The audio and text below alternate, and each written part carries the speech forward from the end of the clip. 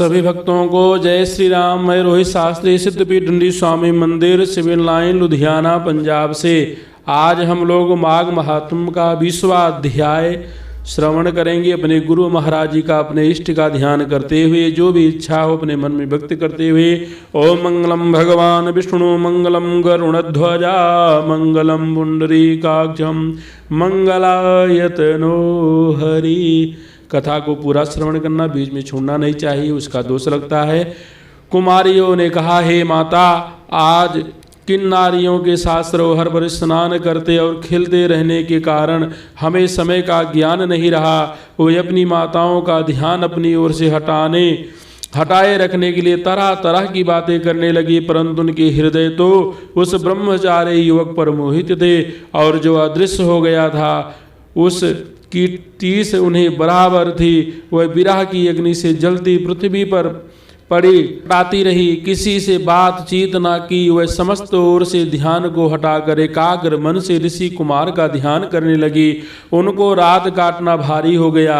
जैसे तैसे उस विरह की रात को काट कर वह प्रातः वह उठी तो जल्दी से घर के बाहर निकली और आपस में सलाह करके उसी सरोवर की ओर चली जहाँ उन्होंने वह ब्रह्मचारी मिला था। वहां पहुंचकर उन्होंने उस सरोवर में स्नान किया और गौरी की प्रतिमा बनाकर उनका पूजन किया। उसी समय वह ऋषि कुमार सदा की भांति स्नान व पूजन अर्चना के लिए उसी सरोवर पर आया। उसे आता देख उनके हृदय कमल खिल गए और वह बिना कुछ सोचे विचारे दौड़कर उस ब्रह्मचारी के पास जा पहुंची, इस आशय से कि वह कहीं भाग न जाए। उन सुंदरियों ने उसे चारों तरफ से घेर लिया और बोली, हे प्रियतम, कल तुम हमें छोड़कर भाग गए थे, मगर आज हम तुमको नहीं जाने देंगे।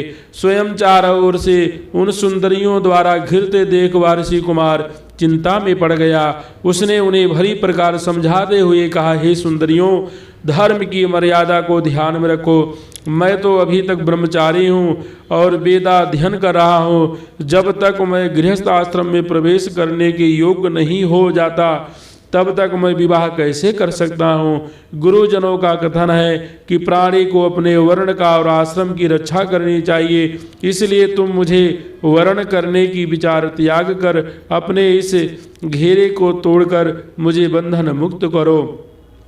वह गंधर्व कन्याएं कामासक्त हो रही थीं। उस ऋषि पुत्र की वह अमृत वाणी सुनकर वह और अधिक अधीर हो उठी और बोली, हे काम रूपी विद्वानों का कथन है कि धर्म से अर्थ, अर्थ से काम और काम से धर्म का उदय होता है। तुम्हारे संचित धर्म के कारण ही अवकाम तुम्हारे सम्मुख है, अतः उसका उपभोग करो। यह तो स्वर्ग भूमि है, यहाँ दिव्य भोगों की कमी नहीं है। उचित है कि आप हमें निराश न करें और हमारे कामाग्नि से जलते हुए हृदय को शांति पहुँचाएं। तब उस ऋषि कुमारों ने गंभीर होकर कहा, हे देवियों, तुम्हारा कथन न्याय संगत है, परंतु आप मेरी कठिनाई को बिना देखे ही अपना निर्णय दे रही हैं। मुझे अपना ब्रह्मचर्य व्रत को समाप्त करने के लिए गुरु की आज्ञा लेना अनिवार्य है।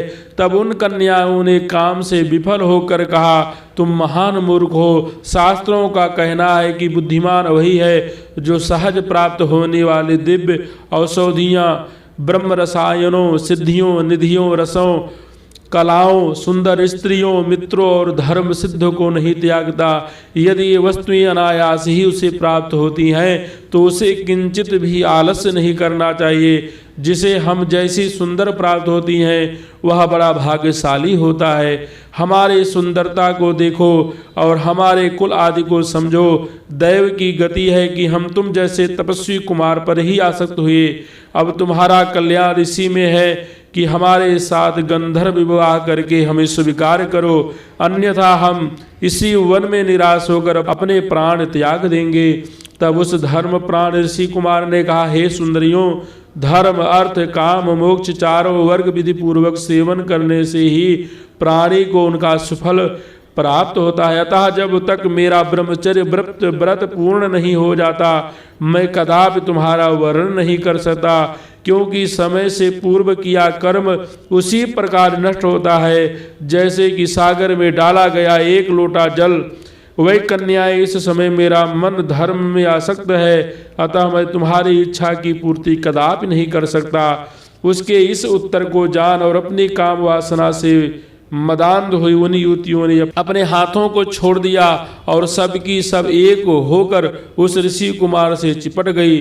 प्रमोदनी ने उसके चरण पकड़े, सुशीला और सुस्वरा ने उसकी दोनों भुजाओं को जकड़ कर पकड़ लिया। सुतारा उसके वक्ष से चिपट गई और चंद्रिका उसके मुख को चूमने लगी।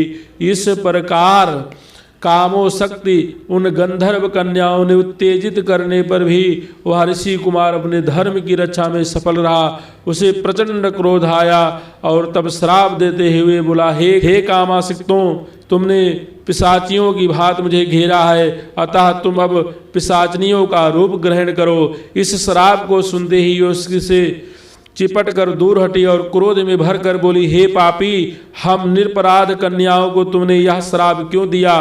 तू धर्मज्ञ नहीं है, जो प्रिय और अप्रिय कार्य का भी भेद नहीं समझता। सभी जानते हैं कि प्रेम पात्र भक्त एवं मित्रों के साथ द्रोह करने वाले को कोई सुख नहीं मिलता। जैसा तुमने हमारे साथ किया उसका फल तुझे भी प्राप्त हो सके, इसलिए हम भी तुम्हें श्राप देती हैं कि तू भी पिशाच हो जा। इस प्रकार परस्पर श्रापों के आदान प्रदान से वह कन्याएं पिशाचनी और वह ऋषि कुमार पिशाच बन उसी सरोवर के तट पर निवास करने लगे। हे राजन, कर्म के फल को प्राणी अवश्य ही प्राप्त करता है। कर्म फल सदैव छाया की तरह प्राणी के साथ रहता है। देवता भी कर्म फल से ही मुक्त नहीं होते। उनके माता पिता घर पर उनके लिए व्यथित थे और वह इस सरोवर के किनारे भटकते हुए पिशाच योनि को भोग रही थी। बहुत समय व्यतीत हो जाने पर एक दिन लोमस ऋषि पौष की चतुर्दशी को सरोवर पर स्नान को आए। भोग से व्याकुल पिशाचनियां उनकी ओर भागे, परंतु लोमस ऋषि के तेज के कारण वह पास पहुंचने से पहले ही जलने लगी और इस कारण वह दूर भाग गए। वहां अग्निमय का पिता देवनिधि लोमस ऋषि को सरोवर तट पर आया देख इनके पास आकर हाथ जोड़कर बोला, हे महामुनि, महाभाग के उदय होने पर ही उत्तम पुरुषों के दर्शन होते हैं। उत्तम मुनियों के दर्शन मात्र से ही प्राणियों के पाप नष्ट हो जाते हैं।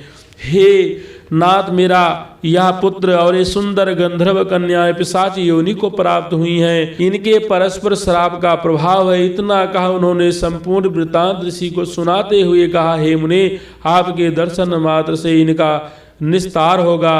अब आप कृपा करके इनके श्राप नष्ट होने का उपाय बताइए और दुख को दूर करिए। बोलो लक्ष्मी नारायण भगवान की जय, बोलो शंकर भगवान की जय, बोलो माघ महात्म की जय। सभी भक्तों को जय श्री राम।